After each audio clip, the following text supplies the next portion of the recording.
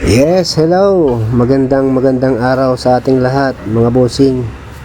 Andito tayo sa taas ng aking shop at mag-a-assemble ng box dahil meron tayong client na order ng isang set ng PC Wi-Fi. Ang ISP niya ay Starlink at mamadali nating asimbulin ang box kasama ang pati na yung cage.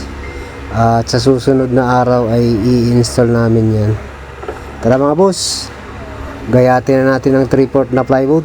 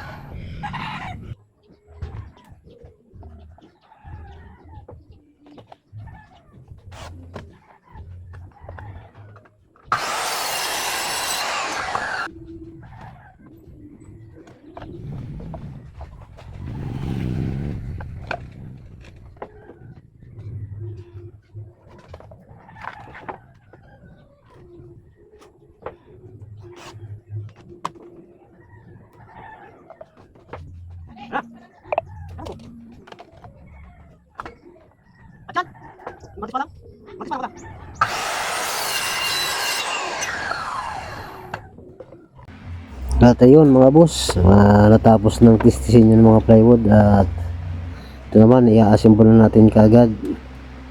Minarkahan ko na dyan yung mga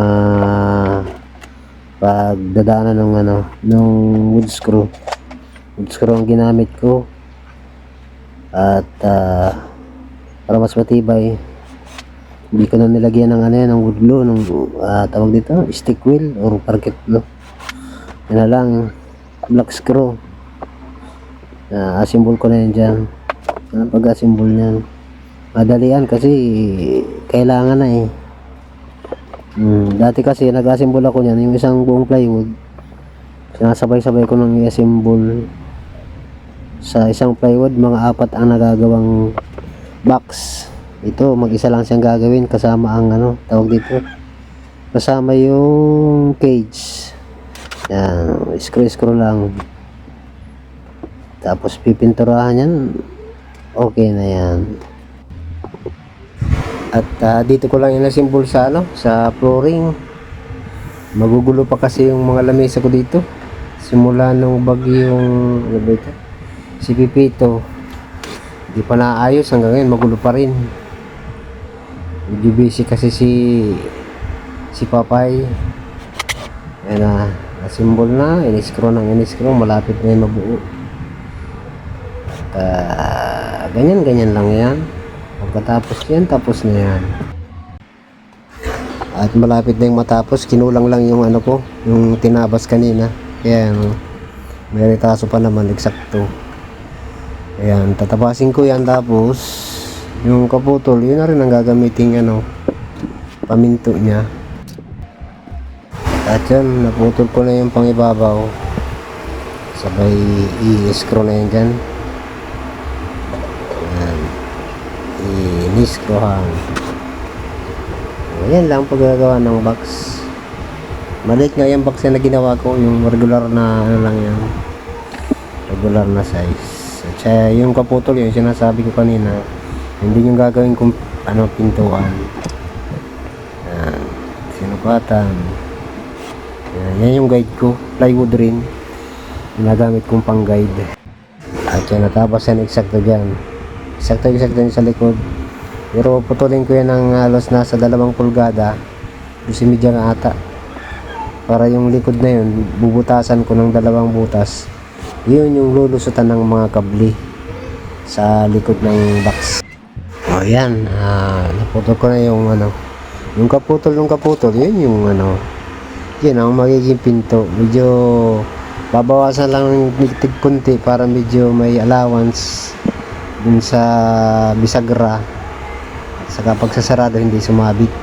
Yan na, ayos na, box na yan. So na, kakabitan na lang yan ng pintuan ng tawag dito, ikakabit na lang yung bisagra. Yun, sa madaling salita, ayan, nakakabit na. At kakaiba nga ito, ang pagbukas ng pinto nito ay pataas, hindi katulad ng iba na pa-side. Pataas ang pagbukas ng pinto nito. Yun, tapos na. Bubutasan na lang. Tara, butasan na natin. At ito na siya, kompleto na ang butas, tapos na. At sinunod ko na agad ang cage gamit lamang ang 10mm na na kabilya. Tawag dito 3/8 ng kabilya. Ginagamit ko pag symbol ng cage. Yung angle bar na yun naka-eskwala, yan ang pinaka guide ko para madali ang pag-eskwala ng ng cage pag nag-symbol. Yan, tuloy-tuloy yan hanggang matapos.